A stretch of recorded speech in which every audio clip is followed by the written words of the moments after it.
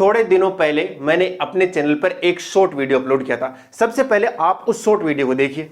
ये जो चेयर है बेसिकली इसके अंदर बैठा हुआ जो पर्सन है वो नीचे गिरता नहीं है, तुम चाहे इधर हो लो चाहे इधर हो लो।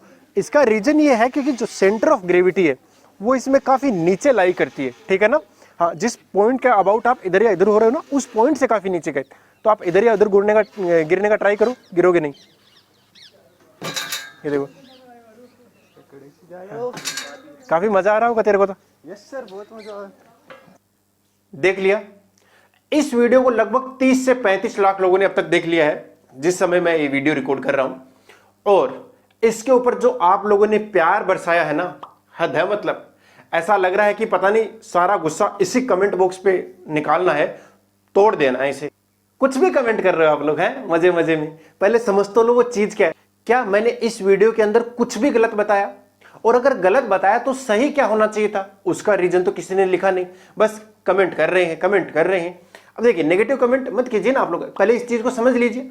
इसीलिए मैं चाह रहा था कि एक अच्छा वीडियो बनाया जाए इसके ऊपर, ताकि आपको पूरी की पूरी अंडरस्टैंडिंग हो जाए सेंटर ऑफ ग्रेविटी को लेकर। और इसका जो भूत है ना, या फिर इसको लेकर जो कंफ्यूजन आपके मन में, वो नहीं रहनी चाहिए। देखिए, आपने एक नाम सुना होगा सेंटर ऑफ मास का। सेंटर ऑफ मास बॉडी का वो पॉइंट होता है जिसके ऊपर हम कंप्लीट मास को एक मान सकते हैं। कंप्लीट मास को एक मान सकते हैं, मतलब एक पॉइंट पर मान सकते हैं। जैसे ये बॉडी है, इसका कहीं ना कहीं क्या आएगा, सेंटर ऑफ मास आएगा। वो सेंटर ऑफ मास क्या होगा, इस पूरी बॉडी के मास को रिप्रेजेंट कर सकता है। एक्चुअली काम कहां आता है, अगर इसके ऊपर मैं एक्सटर्नल फोर्स लगाऊंगा तो वो सेंटर ऑफ मास वाला पॉइंट सिर्फ और सिर्फ लीनियर मोशन करेगा। कि सेंटर ऑफ मास वो पॉइंट है जिसके ऊपर अगर हम एक्सटर्नल कोई फोर्स लगाते हैं तो वो एक सीधे पाथ पर जाने वाला है। सेंटर ऑफ ग्रेविटी क्या है, इसका मास डिस्ट्रीब्यूटेड है, यहां से लेकर यहां तक है, तो इसके ऊपर क्या लग रही है, ग्रेविटी लग रही है। और ग्रेविटी अगर अपन मान ले कि एक पॉइंट पर कहां लग रही होगी, तो वो जो पॉइंट होगा उस पॉइंट को अपन क्या बोलेंगे, सेंटर ऑफ ग्रेविटी बोलेंगे। क्या सेंटर ऑफ मास और सेंटर ऑफ ग्रेविटी दोनों एक ही जगह हो सकते हैं क्या? नहीं, जरूरी नहीं है। हो सकते हैं, जरूरी नहीं है। जैसे मैं बोलूं, अपना जो चांद है, चांद का सेंटर ऑफ मास और सेंटर ऑफ ग्रेविटी एक जगह पर नहीं है, पक्की बात नहीं है। अगर वो स्फेरिकल है फिर भी उसका सेंटर ऑफ मास और सेंटर ऑफ ग्रेविटी एक जगह नहीं आएंगे। अगर सेंटर ऑफ मास उसका एकदम सेंटर पे आ रहा है तो सेंटर ऑफ ग्रेविटी, जैसे मान लेता हूं कि ये अर्थ हो गया और ये अपना मून हो गया, यहीं का आएगा, यानी मून अर्थ के पास में आएगा इसका सेंटर ऑफ ग्रेविटी, और ये है सेंटर ऑफ मास। इधर क्यों आ गया? देखिए, सेंटर ऑफ ग्रेविटी क्या, कि पूरा का पूरा जो ग्रेविटेशनल फोर्स लग रहा है वो उस पॉइंट पे लग जाए। उस पॉइंट पे अगर हम मान तो सकते हैं कम से कम, तो ये वाला पॉइंट है। क्यों? क्योंकि यहां पर अर्थ जो है, इसको पास में इसका ज्यादा ग्रेविटेशनल फोर्स होगा, दूर जाने पे क्या हो जाएगा, कम हो जाएगा। तो इसके इधर वाले इलाके में अगर आप बात करो, इसके इधर वाले इलाके में, इधर वाले में क्या होगा, जो ग्रेविटेशनल फोर्स होगा वो कम हो जाएगा, क्योंकि डिस्टेंस ज्यादा है, इधर वाले में ज्यादा है। तो आपका नेट फोर्स कहां लगेगा, इधर ही लगेगा ना। इसलिए इसका सेंटर ऑफ ग्रेविटी वाला पॉइंट मून का अर्थ के क्या आ रहा है, थोड़ा नजदीक आ रहा है। अगर ये स्फेरिकल है फिर भी, बात समझ गए ना? ठीक है, इसका मतलब दोनों अलग अलग जगह पर हो सकते हैं। अब देखिए, सेंटर ऑफ मास, अब मैं सेंटर ऑफ ग्रेविटी की बात करूंगा। सेंटर ऑफ ग्रेविटी वाला पॉइंट जो है वो किसी ऑब्जेक्ट के अंदर भी आ सकता है, किसी ऑब्जेक्ट के बाहर भी आ सकता है। किसी ऑब्जेक्ट के अंदर आ जाए, जैसे स्फेयर आ जाए तो उसके अंदर आएगा, ठीक है। लेकिन आपने बूमरैंग देखा होगा, कुछ इस तरीके का होता है, वो इस तरीके का। इसका सेंटर ऑफ ग्रेविटी वाला पॉइंट कहां आएगा, लगभग यहां आएगा। इसको ऐसे फेंकते हैं ना जी, चुर करके वापस आ जाता है ना। वो इसीलिए आता है कि यहां पे इसके क्या है, सेंटर ऑफ ग्रेविटी वाला पॉइंट है। इसको भी किसी दिन अच्छे समझेंगे, पूरी इसकी पीछे की फिजिक्स क्या है। लेकिन अभी के लिए जो मुद्दा है वो है कि मेरी वीडियो में मैंने क्या गलत बताया है, ठीक है। तो मैंने वीडियो में बताया था कि इसका जो सेंटर ऑफ ग्रेविटी है वो सबसे नीचे वाले पॉइंट पर लाई करता है। मैं इसका प्रूफ भी दिखा दूंगा आपको कि एग्जैक्टली मैंने सही बताया, कुछ गलत नहीं बताया। लेकिन पहले मैं आपको कुछ दिखाना चाहता हूं, और दिखाने से पहले बताना चाहता हूं, दिखाऊंगा अभी। देखिए, क्या है कि किसी भी ऑब्जेक्ट, कोई भी ऑब्जेक्ट हो, वो हमेशा इक्विलिब्रियम में रहना चाहता है। और इक्विलिब्रियम की कंडीशन ये है कि जिसके पास एनर्जी सबसे कम होगी, वो सबसे ज्यादा स्टेबल बनेगा। अब इसको ऐसे समझिए कि सेंटर ऑफ ग्रेविटी वाले के अंदर कि जो सेंटर ऑफ ग्रेविटी है वो सबसे लोवेस्ट पॉइंट पे रहेगी, क्योंकि उस पे क्या रहेगी, उसकी इक्विलिब्रियम मैक्सिमम रहेगी। सेंटर ऑफ ग्रेविटी यानी किसी भी ऑब्जेक्ट का जो सेंटर ऑफ ग्रेविटी है वो जितना नीचे रह सकता है उतना नीचे रहेगा। ये बात तो समझ आती है ना। जैसे मान लो कि ऐसे कोई सा भी एक ऐसे रैंडम सा ऑब्जेक्ट है ना, और इसका सेंटर ऑफ ग्रेविटी यहां आता है यहां, तो ये हमेशा इस पॉइंट से नीचे नहीं जाना चाहिए भाई, मतलब इस पॉइंट से ऊपर नहीं जाना चाहिए, ये इसका लोवेस्ट है ना। यहां अगर इससे ऊपर लगे तो वापस नीचे आएगा। ऐसा समझिए जैसे कि ये एक छड़ है मेरे पास में, रोड है, ठीक है ना, इसका सेंटर ऑफ ग्रेविटी वाला पॉइंट ये है, ठीक है ना। अभी सेंटर ऑफ ग्रेविटी इसको मैं ऐसे करूंगा तो ये ऐसे चला जाएगा, इस पाथ पे क्या करेगा, ऑसिलेट कर सकता है या मोशन कर सकता है। जैसे ही मैं इस रोड को ऐसे छोड़ूंगा तो ये भागा भागा वापस आ जाएगा। क्यों? क्योंकि सेंटर ऑफ ग्रेविटी सबसे नीचे वाले पॉइंट पे रहना चाहती है। सेंटर ऑफ ग्रेविटी इससे नीचे जा सकती है क्या? अगर जा सकती थी तो चली जाएगी, अगर नहीं जा सकती, अभी यहां से इसको बांध के रखा है तो नहीं जा सकती, लेकिन अगर तुम इसको ऐसे करके छोड़ोगे तब तो आ ही जाएगी ना। हाँ, एक्चुअल रीजन क्या है कि यहां से इसके नॉर्मल रिएक्शन लग रहे होंगे, इधर आते ही क्या हो जाएगा, जो mg आएगा उसका टॉर्क जीरो नहीं हो पाएगा, उसकी वजह से होता है। बट उसको अभी ध्यान में नहीं रखते, अपन मेन मुद्दे को समझते हैं कि सेंटर ऑफ ग्रेविटी वाला जो पॉइंट है वो सबसे लोवेस्ट पे ही रहना चाहता है। ये बात समझ आ गई। जैसे दो रोड को बना दिया मैंने इस तरीके से चिपका के, एक तो ऐसे बना दी और दूसरी को ऐसे बना दिया, ठीक है। अब ये कैसे रहेगी, तो इसका जो कंबाइंड सेंटर ऑफ ग्रेविटी है वो यहां कहीं आ रहा होगा, इस लाइन के बिल्कुल नीचे यहां पे आ रहा है ना, तो ये सेंटर ऑफ ग्रेविटी वाला जो पॉइंट है वो ऐसे ऐसे मूव कर सकता है।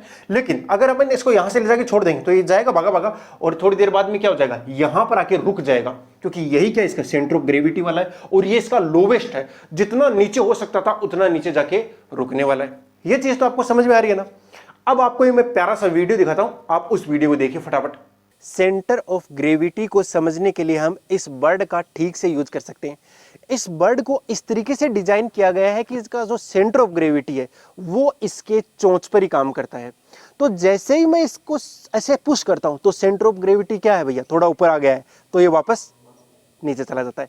इस तरीके से इसको डिजाइन किया गया है। एक्चुअली क्या है, उधर इसके विंग है, पंख दिख रहे हैं आपको, वो पंख ऊपर चले गए हैं, तो सेंटर ऑफ ग्रेविटी थोड़ा ऊपर चला गया है, वो वापस नीचे आएगा। तो नीचे कहाँ है, यहां पर आके इसको सबसे ज्यादा स्टेबिलिटी मिलती है, इसलिए वो यहीं पर रहता है। देख लिया। देखिए ये जो आपने बर्ड देखा, कमाल उसके डिजाइन में है।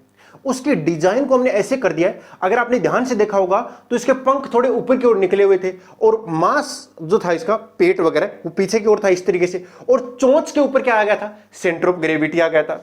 अब देखिए कुछ मेरे से बनेगा तो नहीं वो डायग्राम इस तरीके से, बट ऐसा था कुछ इस तरीके का, है ना। और उसका एक, इसके दोनों पंखे से नीचे की ओर है थोड़ी, ठीक है ना, ये ऊपर कर दिया, और यहां पे क्या है, इसका सेंटर ऑफ ग्रेविटी आता है, सेंटर ऑफ ग्रेविटी। अब देखिए अब क्या कर रहे हैं, जैसे ही मैंने इसको इधर से नीचे किया ऐसे पकड़ने के लिए, है ना, जैसे ही मैंने इसको नीचे किया, यहां पे इसकी चोंच है भैया, जैसे ही मैंने इसको नीचे किया तो क्या होगा, ये पंख थोड़ा ऊपर नहीं चला गया, थोड़ा ऊपर जाने से क्या होता है, सेंटर ऑफ ग्रेविटी थोड़ा ऊपर शिफ्ट होता है। ये बोलता है ना ना ना ना, सेंटर ऑफ ग्रेविटी वापस क्या होना चाहिए, नीचे। नीचे होने के लिए ये पंख वापस नीचे आएंगे। अगर मैंने पंखों को नीचे कर दिया तो इधर से ऊपर चला जाएगा, इधर से ऊपर चला गया मतलब मास ऊपर गया, मास ऊपर गया मतलब सेंटर ऑफ ग्रेविटी थोड़ा ऊपर चला जाएगा। आप बोलोगे सर पंख को भी तो नीचे किया, हाँ, लेकिन ओवरऑल अगर आप देखोगे ना तो थोड़ा बहुत मास ऊपर जा रहा है, मतलब सेंटर ऑफ मास वाला पॉइंट है या सेंटर ऑफ ग्रेविटी वाला जो पॉइंट है वो थोड़ा बहुत कहां जा रहा होगा, ऊपर जा रहा होगा, इसलिए वापस इस पॉइंट पर ले आता है। यानी इसकी चोंच के ऊपर क्या है, इसकी सेंटर ऑफ ग्रेविटी है।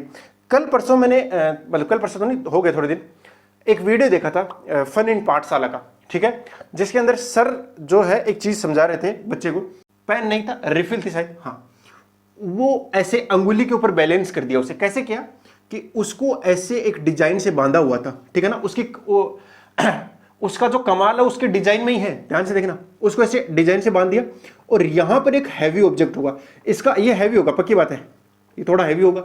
ये क्या था, रिफिल थी या पेन मान सकते हो, इसको ऐसे बांध दिया। अब देखिए ये मुड़ नहीं सकता, है ना, मुड़ सकता तो ये सीधा हो जाता। अब हुआ क्या है कि सेंटर ऑफ ग्रेविटी ये आ गया है, ठीक है ना। अब आप देखो, जैसे आप इस पेन को ऐसे नीचे दबाओगे ना तो ये वाला इधर चला जाएगा, इधर जाने से क्या होगा, सेंटर ऑफ ग्रेविटी वाला पॉइंट ऊपर उठेगा, जैसे ऊपर उठेगा वापस नीचे खींचेगा कि जाओ जाओ लोवेस्ट पॉइंट पे जाओ, इसलिए पेन वापस इधर आएगा। तुम इधर कर दोगे तो भी सेंटर ऑफ ग्रेविटी क्या जा रही है, ऊपर जा रही है, वापस नीचे आ जाएगी। कुल मिलाकर सेंटर ऑफ ग्रेविटी की थोड़ी थोड़ी समझ तो आने लग गई होगी कि सेंटर ऑफ ग्रेविटी क्या है, कि जहां पर कंप्लीट ग्रेविटी को अपन एक पॉइंट पर मान सकते हैं इस पूरे के पूरे एक ऑब्जेक्ट की। अब अपन आते हैं अपने वाले टॉपिक के ऊपर। टॉपिक में क्या, देखिए वीडियो, साथ ही साथ मैं आपको प्रूफ भी दिखाता हूं। अब आप इस कुर्सी को देखने का ट्राई करो, इसका जो सेंटर ऑफ ग्रेविटी है वो इसमें नीचे लाई करता है। जैसे ही मैं इस चेयर को ऐसे करता हूं तो सेंटर ऑफ ग्रेविटी क्या है, थोड़ा सा ऊपर खिसक गया, वो वापस नीचे आना चाहता है इसलिए वापस नीचे आ गया। अगर मैं इधर कर दूंगा सेंटर ऑफ ग्रेविटी ऊपर आ गया, वो वापस नीचे जाना चाहता है। अगर मैं साइड में कर दूंगा तो वापस इधर आ जाएगा। इसलिए क्या है, वापस जैसे इधर या उधर होने का ट्राई करेंगे ना अपन, तो सेंटर ऑफ ग्रेविटी ऑटोमेटिकली वापस क्या लाएगा, इसको बीच में सेंटर पे ले आएगा। उस चेयर के पास में एक नोटिस बोर्ड जैसा कुछ लगा हुआ है और उसके ऊपर उसके पीछे की साइंस लिखी हुई है, और वो साइंस ये है।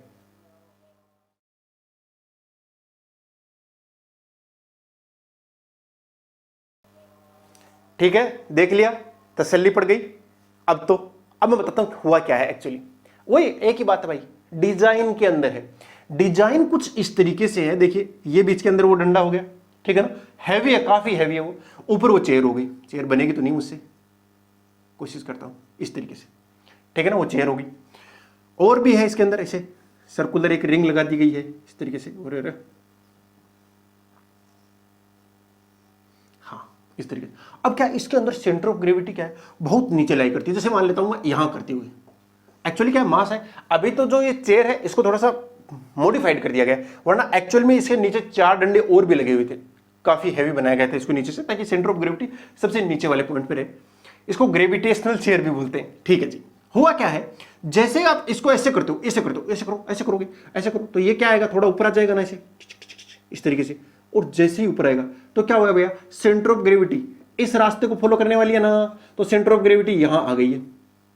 अब सेंटर ऑफ ग्रेविटी जैसे ही यहां पर आई, क्या हुआ, क्या हुआ, वापस चलो, वापस चलो, वापस चलो, वापस चलो, वापस आई, वापस आओ, वापस आओ, वापस आओ। अरे आपने झूला तो झूला ही होगा जिंदगी में। क्या होता है, सबसे लोवेस्ट पॉइंट पे रहना चाहते हो आप लोग इस तरीके से,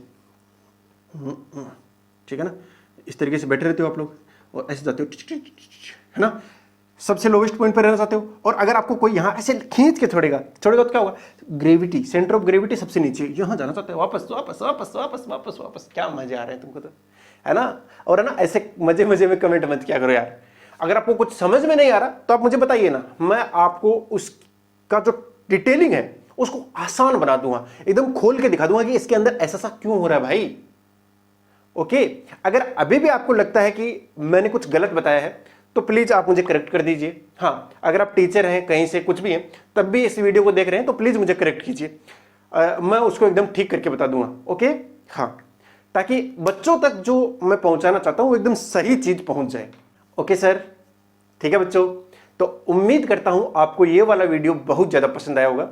अगर आपको लगता है कि ऐसे ही टॉपिक्स के ऊपर रेगुलर वीडियोस मुझे बनाते रहना चाहिए तो आप मुझे बता सकते हो। वैसे तो मेरे रेगुलर वीडियोस जो है अभी जेई और नीट के PYQs पर आएंगे, ठीक है ना। हाँ, बहरहाल आप मुझे इन पे बनाने के लिए भी कह सकते हो। मैं सप्ताह के अंदर या 2 सप्ताह में एक आधा वीडियो ऐसा बनाता रहूंगा। उससे क्या है कि अगर आपको ऐसा लगता है टॉपिक है जो बिल्कुल ही ऐसा हो रहा है कि कुछ भी नहीं पल्ले पड़ रहा, क्या हो रहा है इसमें, तो अपन एकदम आसान बना देंगे उसे, ठीक है। चलो, wishing you all the very best. मिलते हैं नेक्स्ट वीडियो में, तब तक के लिए बाय, जय हिंद।